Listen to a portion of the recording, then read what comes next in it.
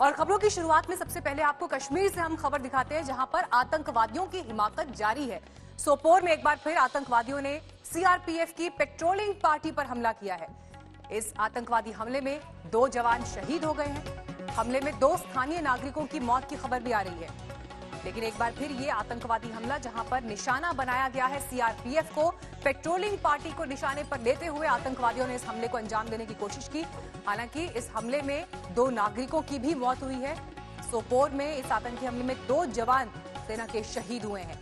दहशतगर्दों ने घात लगाकर यह हमला किया सीआरपीएफ की पेट्रोलिंग पार्टी पर।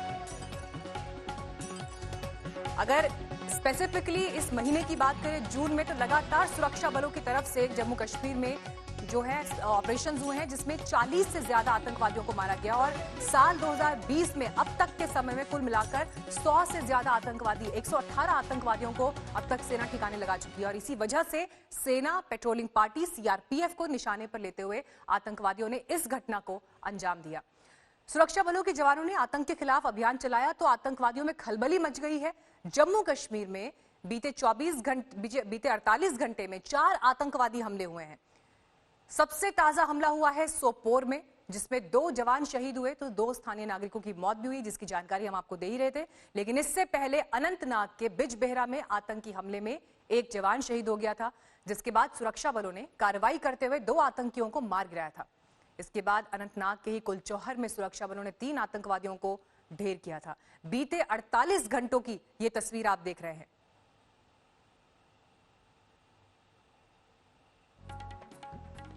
सोपोर से लेकर अनंतनाग, और अनंतनाग में ये 3 अलग अलग घटनाएं जिसमें आप देख रहे हैं 48 घंटे में, लेकिन 4 आतंकवादियों को ढेर किया है। 3 आतंकवादियों को इससे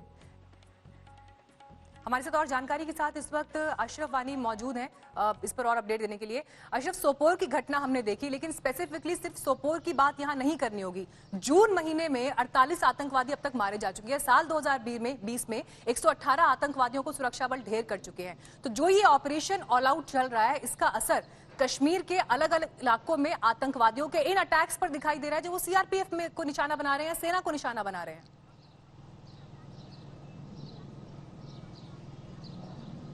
बिल्कुल मीनाक्षी, दरअसल जो जिस अंदाज से दबाव बढ़ा है आतंकी संगठनों पर पूरे जम्मू कश्मीर में, खास तौर से जैसे आप बता रहे थे, जून के महीने के दौरान 15 मुठभेड़ें हुई है। एक महीने के भीतर 15 मुठभेड़ें, उसमें 48 मिलिटेंटों का सफाया, वो कहीं ना कहीं साफ दर्शाता है कि किस अंदाज से सुरक्षा बलों ने साझा तौर पर, जिसमें जम्मू कश्मीर पुलिस, सीआरपीएफ और सेना शामिल है, किस तरह से उन्होंने जो है कहीं ना कहीं जम्मू कश्मीर के दक्षिणी कश्मीर में जो है मिलिटेंसी को समाप्त किया है या सफाया किया है।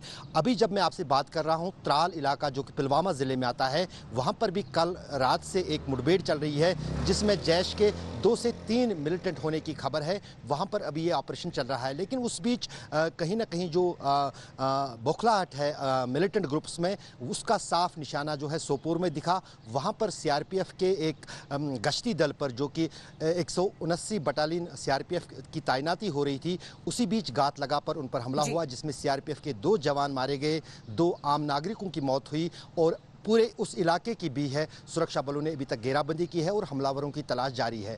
जी, और देखिए अशरफ, जब की जानकारी आप दे रहे हैं, कश्मीर में जिस तरह के हालात बने हुए हैं, लेकिन बॉर्डर और एलएसी का तनाव भी अपनी जगह पर है। शुक्रिया अशरफ आपका इस जानकारी के लिए।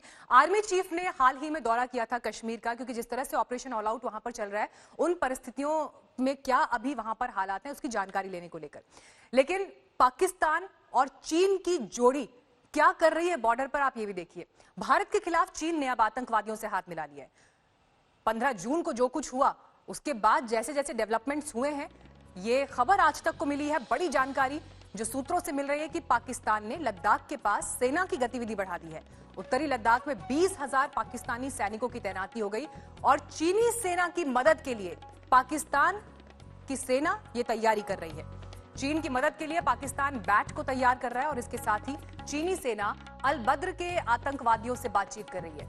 जम्मू कश्मीर में हिंसा को बढ़ाना चीन का मकसद बताया जा रहा है, ताकि भारत के लिए वहां पर परिस्थितियां खराब हो, डिस्टर्बेंस वहां पर ज्यादा हो। इस साजिश में चीन ने पाकिस्तान से अब हाथ मिला लिया है। पाकिस्तान की खुफिया एजेंसी आईएसआई और चीनी सेना मिलकर इस साजिश को बुन रहे हैं। सूत्रों से यह भी पता चला है कि 100 पाकिस्तानी आतंकवादी इस समय कश्मीर में मौजूद हैं और हर रोज होने वाले एनकाउंटर इस बात के सबूत हैं। जो आंकड़ा हम आपको दे रहे थे कि सिर्फ जून के महीने में 48 आतंकवादियों को ढेर किया है सेना ने अलग अलग हिस्सों में कश्मीर में, और 100 आतंकवादी वहां पर अभी भी एक्टिव हैं। पाकिस्तान ने अपनी सेना के 2 डिवीजन को गिलगित बाल्टिस्तान इलाके में तैनात कर दिया है। और ज्यादा जानकारी के साथ कंवलजीत संधू इस वक्त हमारे साथ मौजूद है। कंवल, ये अपने आप में एक बहुत बड़ी जानकारी जो सोर्सेस से आज तक को मालूम चली है कि कैसे भारत के लिए परिस्थितियों को खराब करने के लिए चीन और पाकिस्तान एक साथ आ रहे हैं। इस पर और क्या डिटेल्स अभी हैं और किसी तरह के कोई ऑफिशियल रिएक्शंस भी क्या अभी आए हैं इस पर? हम अपने अलग अलग सूत्रों से बात करने की कोशिश लगातार कर रहे हैं, लेकिन सबसे बड़ी बात है कि पाकिस्तान ऑल वेदर फ्रेंड रहा है चीन का, और चाहे आतंकी समर्थन हो, चाहे मौलाना मसूद अजहर को लेकर हो, हमने देखा किस तरह से घनिष्ठता बार बार सामने आई है। लेकिन इस बार का जो प्लान है वो काफी बड़ा है, क्योंकि चीन ने अपने पैर पसारे हैं अगर हम एलएसी की बात करें, और दूसरी तरफ पाकिस्तान में भी जिस तरह से नॉर्दर्न लद्दाख में उनकी गतिविधि बढ़ी है, तो यानी एक साजिश के तहत 2 फ्रंट वॉर की तैयारी की जा रही है। यानी कौन पहले ब्लिंक करेगा उसके लिहाज से ये तैयारी की गई है। और सिर्फ ये ही नहीं है कि भारत और चीन के बीच में अगर कुछ होता है तो पाकिस्तान अपने इसका फायदा उठाने की कोशिश करेगा, अपनी तरफ से एक कन्फ्रंटेशन की कोशिश करेगा। लेकिन जो दूसरी बड़ी बात सामने आ रही है सूत्रों के हवाले से, कि जितने आतंकी 5 अगस्त के बाद घुसपैठ करके आए हुए हैं वो चुपचाप बैठे हुए हैं, और उनको भी एक बड़ा संकेत यही है कि अगर कुछ होता है तो इंटरनल साबोटाज किया जाए। यानी 3 फ्रंट की जो बात आ रही है, एक तो पाकिस्तान और चीन की तरफ से, और एक जो अंदर आतंकी घुसे हुए हैं, इसकी जानकारी खुफिया तंत्रों को है, और इसी वजह से सिक्योरिटी फोर्सेस को चौकन्ना किया गया है। हमने देखा है चाहे सीएपीएफ को स्कूल्स में लगाया जा रहा है, एलपीजी सिलेंडर की बात की जा रही है, तो हर मुमकिन तैयारी की जा रही है। आज भी करीरी के पास हमने देखा है, और ये बहुत अहम भी है इसलिए क्योंकि एक तरफ तो चाइना के साथ बातचीत हो रही है, चीन बातचीत की टेबल पर भी है भारत के साथ, बीती रात भी देर तक जो है सैन्य स्तर पर वार्ता हुई है, और दूसरी तरफ जो सोर्सेज से खबरें आ रही हैं वो ये चीन का असली चरित्र जाहिर करती हैं कि किस तरह से पाकिस्तान के साथ मिलकर वो साजिश की कोशिश कर रहा है। बढ़ते आगे, रुक करते हैं अगली बड़ी खबर का। अनलॉक 2 की आज से शुरुआत हो चुकी है, जो कि 31 जुलाई तक देश में लागू रहेगा। कोरोना के बढ़ते मामलों के बीच जिंदगी को ट्रैक पर लाने की कोशिश की जा रही है। ऐसे में जुलाई के महीने में हिंदुस्तान में क्या रियायत दी जाने वाली है, इस पर भी आप नजर डाल लीजिए। स्कूल कॉलेजेस हालांकि बंद रहेंगे, जिम सिनेमा घर भी बंद रहेंगे, जबकि जिम की तरफ से जिम ट्रेनर्स जो हैं लगातार आपने देखा होगा सड़कों पर प्रदर्शन करते हुए दिखाई दिए थे कि अगर बाजार खुल सकते हैं, अनलॉक की शुरुआत हो रही है, तो ऐसे में हमें भी सेहत को ध्यान में रखते हुए सेंटर्स को खोलने की इजाजत दी जाए। लेकिन सरकार ने अभी इस पर फैसला यही लिया है कि बंद रहेगा, मेट्रो सेवा बंद रहेगी। कर्फ्यू में हालांकि अलग अलग राज्य, अलग अलग जिले अपने हिसाब से ढील दे रहे हैं। देश भर में आज से अनलॉक 2 की गाइडलाइंस लागू हो चुकी है। हालांकि बहुत ज्यादा परिवर्तन इसमें नहीं है, लेकिन थोड़ी बहुत रियायतें जरूर दी गई हैं। सबसे पहले रियायत जो है वो ये कि दुकानों में अब 5 से ज्यादा लोग एक समय पे मौजूद हो सकेंगे, लेकिन दुकान के एरिया पे ये चीज डिपेंड करती है। इसी के साथ साथ जो नाइट कर्फ्यू है, रात का जो कर्फ्यू है, उसमें थोड़ी सी ढील दी गई है, यानी कि अब कर्फ्यू रात 10 बजे से सुबह 5 बजे तक लागू रहेगा। लेकिन इसके साथ साथ नोएडा और गाजियाबाद की जो एडमिनिस्ट्रेशन है उन्होंने पहले ही कह रखा है कि उनके यहाँ जो कर्फ्यू है वो 8 बजे से रहेगा। लेकिन इसके साथ साथ आपको बताते चले कि कंटेनमेंट जो जोन है उसमें अभी भी लॉकडाउन जारी रहेगा, लेकिन एसेंशियल सर्विसेज की जरूर वहां पे रियायत बनी रहेगी। इसी के साथ साथ कुछ सर्विसेज अभी भी ऐसी है जो लगातार 31 जुलाई तक बंद रहने वाली हैं। वो ये कि स्कूल कॉलेजेस से लेके जिम्स, क्लब, स्विमिंग पूल और मूवीज और मेट्रो, ये सब अभी भी आने वाले समय तक बंद रहेंगी। फिलहाल पंजाब के मोहाली में हम मौजूद हैं, और यहाँ पर अगर कैमरे को थोड़ा सा आगे ले जाते हैं तो सड़क पर ट्रैफिक, और ट्रैफिक के साथ जिस तरीके से लोगों का झुंड सड़कों पर उतरा हुआ है, इसे देखते हुए कतई नहीं लग रहा कि लोग कोरोना जैसी महामारी को गंभीरता से ले रहे हैं, बल्कि सोशल डिस्टेंसिंग की धज्जियां यहाँ पर उड़ाई जा रही हैं। लोगों को बिना मास्क के यहाँ पर देखा जा सकता है, और इसके अलावा जिस तरीके से ट्रैफिक सड़कों पर चल रहा है, लग नहीं रहा है कि देश में लॉकडाउन का जो कि अनलॉक की तरफ लगातार आगे बढ़ रहा है। किसी तरीके से पालना की जा रही है। हालांकि अब कर्फ्यू का जो टाइम है उसे रात्रि 10 बजे से सुबह के 5 बजे तक कर दिया गया है। अगर पंजाब की बात करें तो पंजाब में भी सरकार ने नई गाइडलाइंस बनाई हैं। बढ़ते अगली खबर की तरफ। 6 साल से बदले की आग में वो झुलस रहा था। अपनी बहन की जिंदगी बर्बाद करने वालों से हर हाल में इंतकाम लेना चाहता था, लेकिन तभी हत्या के केस में वो तिहाड़ पहुंच गया और फिर जो कुछ हुआ उसे सुनकर आप हैरान रह जाएंगे। तिहाड़ जेल के भीतर एक कैदी ने दूसरे कैदी पर जानलेवा हमला किया और उसे मौत के घाट उतार दिया। लेकिन तिहाड़ की काल कोठरी में हुआ ये मर्डर कोई मामूली वारदात नहीं है, बल्कि ये बदले की ऐसी कहानी है जिसमें एक भाई कई साल से सुलग रहा था। वो अपनी बहन के साथ हुई बदसलूकी का बदला लेना चाहता था। वो अपनी बहन को इंसाफ दिलाना चाहता था। इसके लिए वो कई साल से प्लानिंग कर रहा था। तिहाड़ की जेल नंबर 8 में सोमवार की सुबह कैदियों को रोज की तरह बैरक से बाहर निकाला गया, लेकिन उनमें कैदी ऐसा था जिसके दिमाग में फितूर सवार था। वो किसी भी कीमत पर इस मौके को हाथ से जाने नहीं देना चाहता था। बदले की आग में जल रहे जाकिर नाम के उस कैदी ने ठान लिया था कि कुछ भी हो जाए उसे अपनी बहन के रेप आरोपी से बदला लेना है। फुर्ती से जाकिर उसके सामने आया, फिर धारदार हथियार से ताबड़तोड़ हमला बोल दिया। जब तक जेल कर्मी कुछ समझ पाते, रेप के आरोप में कैद मोहम्मद मेहताब बुरी तरह लहूलुहान हो चुका था। उसे जेल स्टाफ फौरन चिकित्सा रूम में ले गया। प्राथमिक उपचार के बाद भी जब उसकी हालत नहीं सुधरी तो उसे DDU अस्पताल भेजा गया। डॉक्टरों की तमाम कोशिशों के बाद भी मेहताब की सांसें बचाई नहीं जा सकी। तिहाड़ जेल के DG संदीप गोयल के मुताबिक मेहताब 2014 से रेप के मामले में जेल में बंद था। पुलिस के मुताबिक मेहताब पर जाकिर की नाबालिग बहन के साथ रेप करने का आरोप लगा था, जिसके बाद वो तिहाड़ में बंद था। जबकि अपनी बहन के अपमान का बदला लेने के लिए आतुर जाकिर हत्या के मामले में 2018 से जेल में बंद था। जांच में चौंकाने वाली बात सामने आई है कि जाकिर ने कुछ दिन पहले ही खुद को उसी वार्ड में शिफ्ट कराया था जहां मेहताब पहले से फर्स्ट फ्लोर पर था। जाकिर ने ऐसा सोची समझी साजिश के तहत किया था ताकि अपनी बहन के रेप आरोपी से बदला ले सके। उसने जेल अफसरों को बताया था कि उसके कैदियों से लड़ाई होती है, लिहाजा उसका वार्ड बदल दिया जाए। जेल अफसर उसकी चाल को समझ नहीं पाए और उसके झांसे में आ गए। सोमवार को जाकिर ने मेटल के एक टुकड़े को घिसकर धारदार हथियार बनाया और फिर जेल के भीतर खूनी वारदात को अंजाम देकर 6 साल पहले अपनी बहन से हुई बदसलूकी का इंतकाम लिया। तंसीम हैदर, दिल्ली, आज तक। सरहद पर चीन की साजिशों और धोखेबाजी की अति हो गई और इसीलिए उस पर आर्थिक स्ट्राइक की चर्चा तेज होने लगी। चीन को सबसे ज्यादा आर्थिक फायदा भारत से होता है, लेकिन इस फायदे का दरवाजा बंद होता हुआ दिखाई दे रहा है। बहिष्कार करो।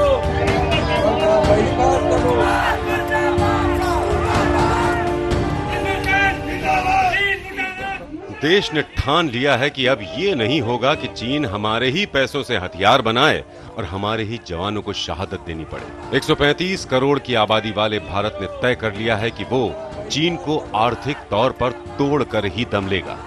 देश के कारोबारियों ने मुहिम तेज कर दी है कि वो मेड इन चाइना न खरीदेंगे न ही ग्राहकों को बेचेंगे। ये जयपुर व्यापार मंडल के पदाधिकारी हैं, सभी जयपुर व्यापार मंडल के तय किया है जिन्होंने कि चीन के सामानों का बहिष्कार करेंगे। आज के दिन हमने जयपुर के लोगों को नहीं, राजस्थान के लोगों ने, पूरे देश के लोगों को जयपुर से आह्वान किया है कि इस चीन के सामान का बहिष्कार करें, क्योंकि दुश्मन के पास ज्यादा पैसा जाएगा तो वो हमारे फौजियों को मारेगा, हमारे देश को तोड़ने की कोशिश करेगा।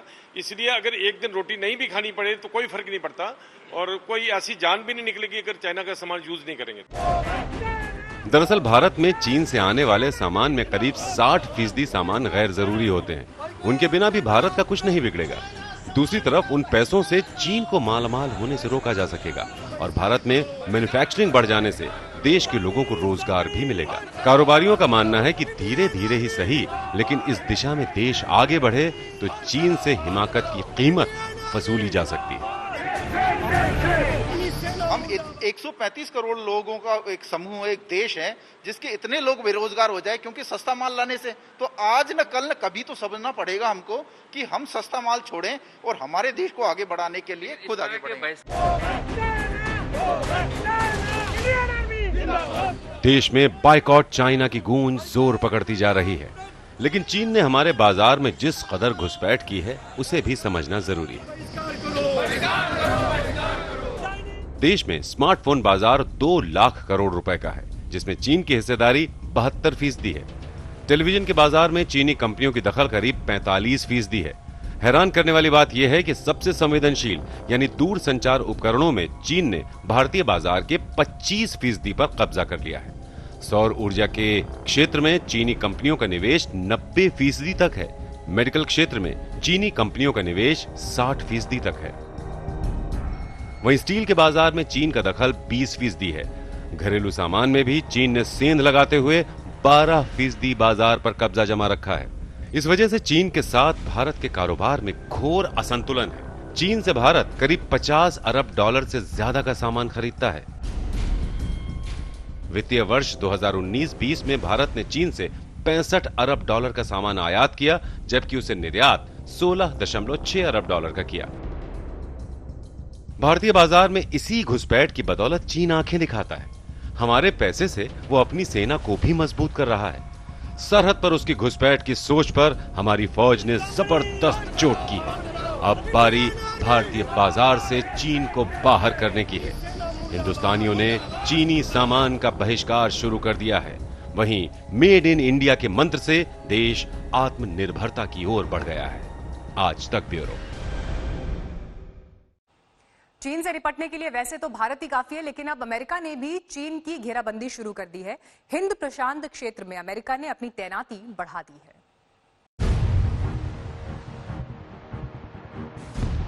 चीन से भिड़ंत में भारत ने पहले ही किसी तीसरे पक्ष के दखल को खारिज कर दिया है। इसके बावजूद अमेरिका ने चीन के आक्रामक रुख को देखते हुए हिंद प्रशांत क्षेत्र में तैनाती बढ़ा दी है। अमेरिकी बेड़े के प्रमुख की ओर से जारी बयान में कहा गया है कि यूएसएस निमित्त और Ronald Reagan carrier strike group Philippines सागर में अभ्यास कर रहा है। जहाजों और लड़ाकू विमानों के बीच तालमेल का ऑपरेशन लगातार जारी है। गुरुवार को ही अमेरिकी विदेश मंत्री माइक पोम्पियो ने कहा था कि भारत, मलेशिया, इंडोनेशिया और फिलीपींस को चीन से खतरा बढ़ रहा है। इस वजह से अमेरिका अपने सैनिकों की तादाद बढ़ाने जा रहा है। गीता मोहन, दिल्ली, आज तक। कोरोना के संक्रमण काल में आज से देश में अनलॉक 2 शुरू हो गया है, लेकिन इसके बावजूद कोरोना तेजी से बढ़ा है, जिसकी वजह से बड़ी संख्या में लोग बीमार हुए हैं। और इसी बीच लोगों की लापरवाही की बात भी सामने आई, जिसे लेकर प्रधानमंत्री मोदी ने लोगों को अलर्ट किया और फिर याद दिलाया कि मास्क के साथ 2 गज की दूरी बेहद जरूरी है। पीएम ने कहा कि सरकार के सही समय पर लिए गए फैसले की वजह से लाखों लोगों की जिंदगी बचाई जा सकी।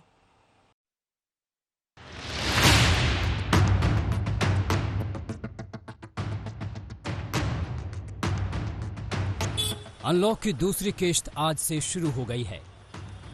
अनलॉक 2 शुरू होने के साथ ही कोरोना अपनी जवानी पर है। हालात दिनों दिन खराब होते जा रहे हैं। देश भर में संक्रमित मरीजों की संख्या 5,80,000 के पार है और इस आंकड़े के ग्राफ को बढ़ाने में लापरवाही ने खाद पानी का काम किया है। खतरा सिर पर मंडरा रहा है, लेकिन लोगों की लापरवाही जारी है। इसी चिंता की झलक पीएम नरेंद्र मोदी के बयान में दिखी। लिहाजा कोरोना को लेकर उन्होंने एक बार फिर लोगों को अलर्ट किया। पहले हम मास्क को लेकर, 2 गज की दूरी को लेकर, 20 सेकंड तक दिन में कई बार हाथ धोने को लेकर बहुत सतर्क थे। लेकिन आज जब हमें ज्यादा सतर्कता की जरूरत है, तो लापरवाही बढ़ना बहुत ही चिंता का कारण है। कोरोना के खिलाफ जंग में 68 दिनों के लॉकडाउन के बाद 1 जून से देश अनलॉक हो गया। जिंदगी को पटरी पर लाने के लिए, कारोबार को रफ्तार देने के लिए। इस दौरान बाजार खुले, मॉल्स खुले। अनलॉक होते ही सड़कों पर गाड़ियों का रेला लग गया। बाजारों में भीड़ दिखने लगी और फिर शुरू हो गई लापरवाही, जिसके बाद कोरोना ने फुल स्पीड पकड़ लिया। हालात ये हैं कि दिल्ली एनसीआर में अकेले 600 से ज्यादा कंटेनमेंट जोन हैं। इनमें सिर्फ दिल्ली में 404 जोन हैं। कोरोना के इसी खतरे को देखते हुए पीएम मोदी ने बताया कि ये समय की मांग है कि लोगों के साथ साथ सरकारें भी सतर्कता दिखाएं। लॉकडाउन के दौरान बहुत गंभीरता से नियमों का पालन किया गया था। अब सरकारों को, स्थानीय निकाय की संस्थाओं को, देश के नागरिकों को फिर से उसी तरह की सतर्कता दिखाने की जरूरत है। विशेषकर कंटेनमेंट जोन्स, उस पर तो हमें बहुत ध्यान देना होगा। चीनी वायरस से लड़ने के लिए फिलहाल वैक्सीन पर दुनिया भर में काम हो रहा है, लेकिन कामयाबी अभी नहीं मिली है। ऐसे में जब तक वैक्सीन नहीं बन जाती, कुछ नियमों का खास ख्याल रखकर महामारी से बचा जा सकता है। मसलन 2 गज की दूरी, सोशल डिस्टेंसिंग का पालन, सैनिटाइजेशन, बार बार साबुन से हाथ धोना, आरोग्य सेतु ऐप का इस्तेमाल, मास्क पहनना जरूरी। संक्रमण के इस काल में मास्क के इस्तेमाल का प्रधानमंत्री मोदी कई बार जिक्र कर चुके हैं। लोगों को समझाते हुए पीएम मोदी ने बिना नाम लिए बुल्गारिया के पीएम बोइको बोरिसोव का भी उदाहरण दिया, जिन्हें चर्च में बिना मास्क लगाए पहुंचने पर जुर्माना लगा था। दरअसल पीएम दो टूक कहना चाहते हैं कि चाहे कोई भी हो, नियम सबके लिए बराबर हैं और सबको नियमों का पालन करना चाहिए। अभी आपने खबरों में देखा होगा, एक देश के प्रधानमंत्री पर 13,000 रुपये का जुर्माना इसलिए लग गया क्योंकि वो सार्वजनिक स्थल पर मास्क पहने बिना गए थे। भारत में भी स्थानीय प्रशासन को इसी चुस्ती से काम करना चाहिए। ये 130 करोड़ देशवासियों के जीवन की रक्षा करने का अभियान है। हालांकि कोरोना के मरीजों की बढ़ती संख्या के बीच भारत से आशा की किरण भी दिख रही है। कोरोना से संक्रमित मरीजों के ठीक होने के मामले में पूरी दुनिया में भारत का रिकॉर्ड बेहतर है। यहां करीब 60% लोग ठीक हो रहे हैं।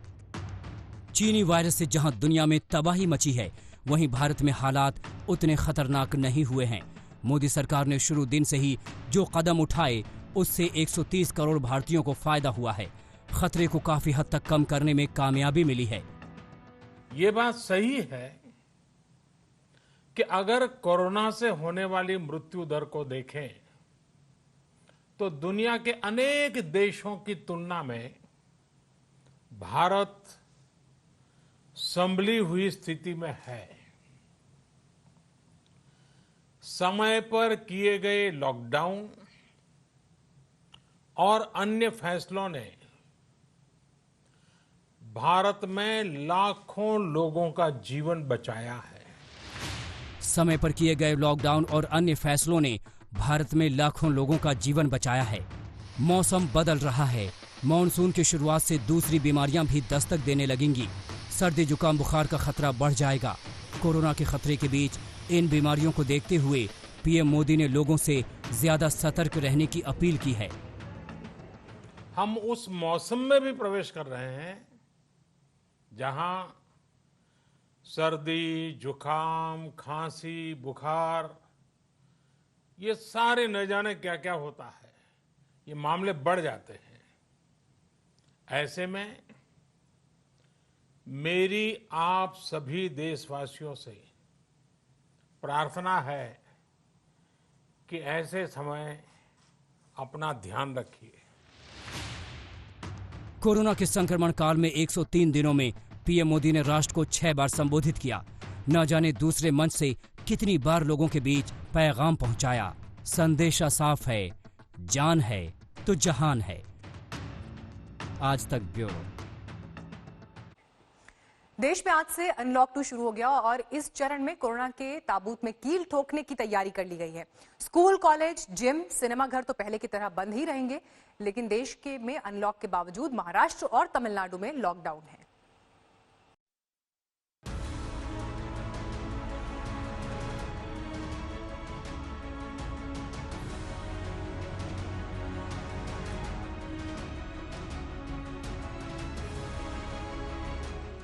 कोरोना के खिलाफ जंग में कहीं छूट, कहीं पाबंदियां। देश में अनलॉक 2 में भी बंदिशें जारी हैं। कंटेनमेंट जोन में सख्ती बनी रहेगी। लड़ाई का खाका तैयार है। आज से अनलॉक का 1 महीने के लिए एक्सटेंशन शुरू हो गया है। अनलॉक 2 आज से 31 जुलाई तक रहेगा लागू। बच्चों, बुजुर्गों, गर्भवती महिलाओं के बाहर निकलने पर मनाही। रात 10 बजे से सुबह 5 बजे तक नाइट कर्फ्यू। 31 जुलाई तक कंटेनमेंट जोन में लॉकडाउन। केंद्र सरकार की जो गाइडलाइन है उसमें ये कदम उठाए गए हैं और ये कहा जा रहा है कि कंटेनमेंट जोन में जिस तरीके से सख्ती बरतनी है उसके लिए राज्य सरकारें बड़े स्तर पर कदम उठा सकती हैं। साथ ही राज्य सरकारों को अगर लगता है कि कंटेनमेंट जोन के बाहर उनको किसी तरीके की रियायत देनी है या फिर अगर कोरोना संक्रमण तेजी से फैल रहा है उसको रोकना है तो उसके लिए भी राज्य सरकार बड़े स्तर पर कदम उठा सकती है। अनलॉक 2 में भी भीड़ भाड़ वाली जगहों पर बैन है। यानी आप एक बार फिर जान ले कि आखिर क्या क्या बंद रहेगा। स्कूल, कॉलेज, कोचिंग सेंटर, सिनेमाघर, थिएटर, अंतर्राष्ट्रीय उड़ान, metro, train, swimming pool, gym, bar, auditorium भी 31 जुलाई तक नहीं खुलेंगे। अंतर्राष्ट्रीय उड़ानों पर बैन रहेगा। केवल उन्हीं उड़ानों को मंजूरी दी जाएगी जिनकी तरफ से गृह मंत्रालय को इजाजत दी जा रही है। घरेलू उड़ानों, रेल के सफर में सीमित दायरे का प्रावधान आगे भी जारी रहेगा। स्कूल, कॉलेज व कोचिंग संस्थान 31 जुलाई तक बंद रहेंगे। सोशल डिस्टेंसिंग के साथ साथ जो ई लर्निंग के कॉलेजेस हैं वहां पर पढ़ाई जारी रहेगी। कोरोना का संकट तलवार की तरह लटक रहा है। देश के अनलॉक होने के बावजूद सरकारें हालात के मुताबिक फैसले ले रही है। दिल्ली में मेट्रो सेवा नहीं चलाने का फैसला लिया गया। 22 मार्च को जनता कर्फ्यू के बाद से ही यहां दिल्ली मेट्रो पर ब्रेक लगा हुआ है। देश भर में कोरोना से सबसे संक्रमित राज्य महाराष्ट्र में 31 जुलाई तक लॉकडाउन है। वायरस से संक्रमित मरीजों की संख्या के मामले में दूसरे नंबर पर तमिलनाडु में भी 31 जुलाई तक लॉकडाउन है। वहीं राजस्थान में भी मेट्रो, स्कूल, सिटी बस बंद है, जबकि झारखंड में 31 जुलाई तक लॉकडाउन बढ़ा दिया गया है। जम्मू कश्मीर में 3 जुलाई को अनलॉक 2 की गाइडलाइंस जारी की जाएगी। हालांकि ज्यादातर राज्यों में बाजारों और दफ्तरों को शर्तों के साथ खोलने की छूट पहले ही दी जा चुकी है। अनलॉक के दूसरे दौर में मास्क और सोशल डिस्टेंसिंग की शर्तों के साथ ये छूट जारी रहेगी, लेकिन भीड़ भाड़ जुटाने पर पाबंदी बरकरार है। ये इसलिए जरूरी है कि भीड़ की वजह से कोरोना के संक्रमण को फैलने का मौका मिल जाता है। दरअसल 1 जून को जब देश अनलॉक हुआ था तब भारत में कोरोना के करीब 1,90,000 मामले थे और 1 महीने बाद ये आंकड़ा 5,80,000 के पार चला गया है।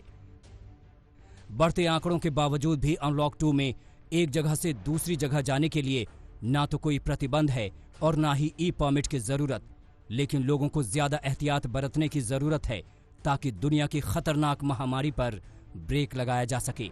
रांची से सत्यजीत कुमार, दिल्ली से जितेंद्र बहादुर सिंह के साथ आज तक ब्यूरो।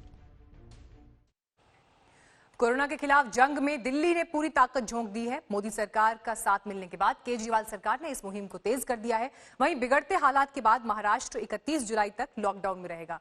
मुंबई में मास्क नहीं पहनने पर जुर्माना लगाया जा रहा है।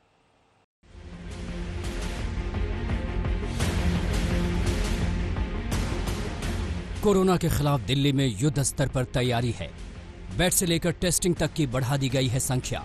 केंद्र के साथ मिलकर केजरीवाल सरकार वायरस के अड्डे खत्म करने में जुटी हुई है। सबको साथ लेके चलना पड़ेगा। मैं सबके पास गया, केंद्र सरकार से मदद मांगी टेस्टिंग बढ़ाने के लिए। केंद्र सरकार के शुक्रगुजार है, उन्होंने हमें रैपिड टेस्टिंग किट्स से मदद की। शुरू में उन्होंने 10-12 हज़ार दी, अब हमने और खरीद ली हैं बहुत सारी, लेकिन उन्होंने शुरुआत हमारे को टेस्टिंग किट्स दी। बेड्स हम लोगों ने आज इतने इंतजाम कर दिए हैं दिल्ली के अंदर बेड्स के, अब बेड्स की कमी नहीं है। दिल्ली में अब केंद्र और राज्य सरकार की साझा कोशिशों में कोरोना का प्रहार जारी है। दिल्ली में सीरोलॉजिकल टेस्ट किए जा रहे हैं ताकि कोरोना संक्रमण का अंदाजा लगाया जा सके। पहले के मुकाबले कोरोना टेस्टिंग तेज हुई है, जिससे मामलों की संख्या में इजाफा बताया जा रहा है। दिल्ली सरकार होम क्वारंटीन मरीजों को पल्स ऑक्सीमीटर बांट रही है। दिल्ली में प्लाज्मा बैंक बनाया जा रहा है। इसकी मदद से गंभीर मरीजों की जान बचाई जा सकेगी। बेड की संख्या बढ़ाई जा रही है ताकि भविष्य में किसी भी संकट से मुकाबला किया जा सके। इतना ही नहीं, सोशल डिस्टेंसिंग और मास्क पर खास जोर दिया जा रहा है। इस जंग को मुकाम तक पहुंचाने के लिए सरकार ने पूरी ताकत झोंक दी है।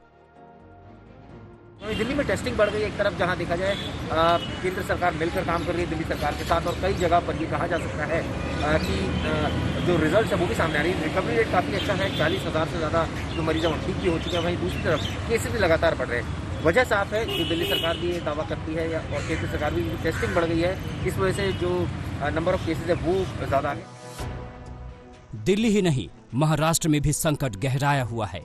महाराष्ट्र में बिगड़े हालात को देखते हुए 31 जुलाई तक कुछ पाबंदियों का पालन करना पड़ेगा, यानी मास्क पहनना जरूरी, सोशल डिस्टेंसिंग का पालन जरूरी, पार्टियों और भीड़ जुटाने पर पाबंदी, शादी समारोह में सिर्फ 50 लोगों को मंजूरी, सार्वजनिक जगह पर थूकने पर जुर्माना।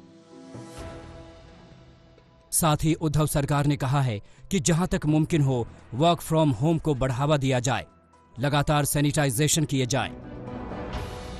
वर्क फ्रॉम होम को जितना हो सके ऑफिस को बोला गया है कि वर्क फ्रॉम होम को आप लोग प्रोत्साहित करें। शिफ्ट्स को आप लोग कम कर दें, कम शिफ्ट्स में लोगों से काम कराएं जिससे कि कम अटेंडेंस ऑफिस में हो। स्क्रीनिंग, हाइजीन और फ्रीक्वेंट सैनिटाइजेशन, साफ सुथरा हाइजीन, इन सब का वर्क प्लेसेस में सबसे खास तौर पे ध्यान देने को राज्य सरकार ने कहा है। दिल्ली हो या फिर महाराष्ट्र, कोरोना को हराना है तो कई मोर्चे पर जंग लड़नी पड़ेगी। जागरूकता के साथ साथ मरीजों के लिए भी पुख्ता इंतजाम करना होगा, तभी जाकर इस बीमारी का इलाज हो सकता है। मुंबई से तनुश्री पांडे के साथ चिराग गोठी, दिल्ली आज तक।